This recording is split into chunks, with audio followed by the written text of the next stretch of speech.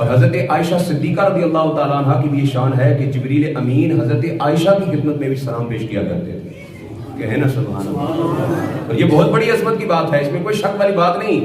لیکن حضرت عائشہ صدیقہ وہ ہیں جن کو جبریل سلام پیش کرتے ہیں، اور حضرت خدیجہ الکبریٰ وہ ہیں جن کو جبریل کا رب سلام بھیج رہا ہے. حضرت عائشہ صدیقہ رضی اللہ تعالیٰ عنہ فرماتی ہیں کہ رسول اللہ صلی اللہ علیہ وسلم نے ارشاد فرمایا، مجھے حضرت خدیجہ الکبریٰ سے بڑھ کر کوئی بھی اچھی زوجہ نہیں ملی. اور پھر حضرت خدیجہ الکبریٰ کی شان خود حضور نے بیان فرمائی. فرمایا خدیجہ الکبریٰ وہ ہیں کہ جس دور کے اندر سارے لوگ میرا کفر کر رہے تھے، اس دور کے اندر خدیجہ الکبریٰ نے میرے اوپر ایمان لایا ہے. فرمایا کہ جس دور کے اندر لوگ مجھے جھٹلا رہے تھے، اس دور کے اندر خدیجہ الکبریٰ میری تصدیق کر رہی تھی.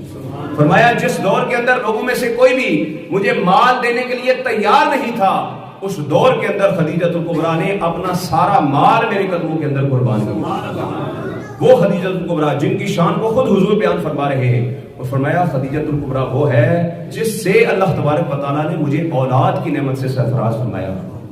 یہاں پر ایک علمی بات آپ کو بتا دوں، جو رافضی طبقہ ہے نا، ان کے نزدیک آقا دو عالم صلی اللہ علیہ وسلم کی صرف ایک بیٹی حضرت سیدہ فاطمہ الزہرا ہے، جو حضرت خدیجہ الکبریٰ سے پیدا ہوئی تھی، جبکہ یہ حقیقت نہیں ہے. یہ صرف ان کا نظریہ ہے. حضور کی باقی صاحبزادیوں کا انکار کرنے کی ایک وجہ تو یہ ہے کیونکہ وہ ابو بکر و عمر و عثمان کے منکر ہیں، شان و عظمت کے منکر ہیں، ان کی شان و عظمت کو نہیں مانتے.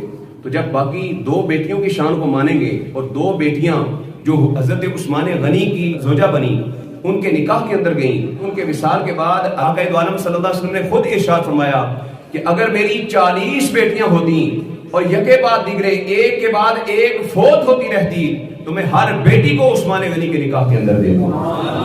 اور حضرت عثمان غنی کو ذو نورین کا جو لقب ملا ہے، یہ بھی اسی وجہ سے ملا ہے کہ حضور کی دو صاحبزادیاں ان کے نکاح کے اندر تھیں. اچھا، یہ اعتراض وہ یہ کرتے ہیں کہ جو باقی صاحبزادیاں ہیں وہ حضرت خدیجہ الکبریٰ کے جو پہلے نکاح ہوئے تھے دو شوہروں سے، ان سے یہ بیٹیاں ہوئی تھیں. جبکہ سیرت کی کتابوں کے اندر حضور صلی اللہ علیہ وسلم سے منسوب ہر چیز کی تفصیل موجود ہے. بلکہ اس بات کو تو کفار بھی مانتے ہیں کہ کائنات کے اندر ایک ہستی ایسی ہے کہ پیدا ہونے سے لے کر مرنے تک جن کی زندگی کا ایک ایک لمحہ آج تک کتابوں کے اندر محفوظ ہے، اور وہ ہستی محمد عربی صلی اللہ علیہ وسلم کی ہستی.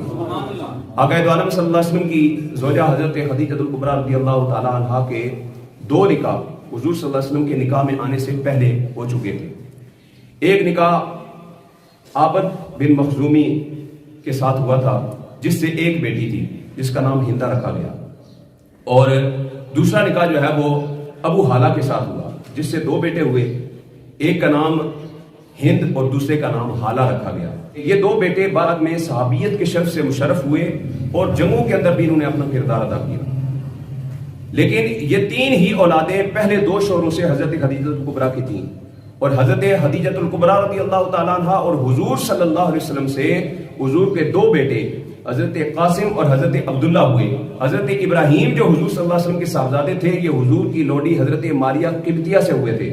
اور باقی حضور کی چاروں صاحبزادیاں جو ہیں، حضرت زینب رضی اللہ تعالیٰ عنہ، حضرت رقیہ رضی اللہ تعالیٰ عنہ، حضرت ام کلثوم رضی اللہ تعالیٰ عنہ، اور سیدہ کائنات حضرت فاطمہ الزہرا رضی اللہ تعالیٰ عنہ، یہ چاروں کی چاروں آقا دو عالم صلی اللہ علیہ وسلم کی صاحبزادیاں ہیں. اور یاد رکھیں کہ کسی کا نسب تبدیل کرنا یہ حرام ہوتا ہے. کوئی بھی بندہ اپنے شناختی کارڈ کے اوپر اپنی ولدیت کی جگہ کسی اور کی ولدیت لکھے، یہ حرام ہے. ولدیت تبدیل نہیں کر سکتا. تو جو بندہ آقا دو عالم صلی اللہ علیہ وسلم کی ان تین صاحبزادیوں کو کسی کافر کے ساتھ منسوب کر رہا ہے، کہتا ہے یہ حضور کی بیٹیاں نہیں ہیں، تو معاذ اللہ سوچے تو صحیح وہ کتنا بڑا الزام لگا رہا ہے کہ آقا دو عالم صلی اللہ علیہ وسلم کی بیٹیوں کو کسی کافر کے ساتھ منسوب کر رہا ہے. اگر حضور کی یہ صاحبزادیاں نہ ہوتی تو حضرت عثمان غنی کو ذو النورین کا لقب نہ ملتا. اور قرآن مجید، فرقان حمید اور احادیث طیبہ کی بے شمار دلائل اس بات پر موجود ہیں کہ یہ چاروں آقا دو عالم صلی اللہ علیہ وسلم کی صاحبزادیاں ہیں. اور یہ چاروں ہی چاروں یہ فضیلت رکھتی ہیں، اگرچہ ان میں سے باقی تینوں صاحبزادیوں کی نسل جو ہے وہ آگے نہیں چلی، اس وجہ سے ان کا ذکر سیرت کے اندر موجود ہے، لیکن اس شان کے ساتھ بیان نہیں کیا جاتا جس طرح سیدہ کائنات فاطمہ الزہرا کی شان بیان کی جاتی ہے. کیونکہ میرے آقا نے فرمایا ہر ایک کی نسل باپ سے چلتی ہے، لیکن فاطمہ وہ ہے کہ جس کی نسل کا جد بھی میں ہوں، ان کا والد بھی میں ہوں. یعنی محمد عربی کی نسل جو ہے وہ فاطمہ الزہرا سے چل رہی ہے، اور حضور کی بیٹیوں میں سے سیدہ کائنات ہی ہیں جن کی نسل جو ہے وہ آگے چلی ہے، باقیوں کی جتنی بھی اولادیں ہوئیں وہ وصال فرما گئیں۔ بہرحال حضرات وقار یہ بڑا تفصیل طلب موضوع ہے، میں اختتام کی طرف آتا ہوں۔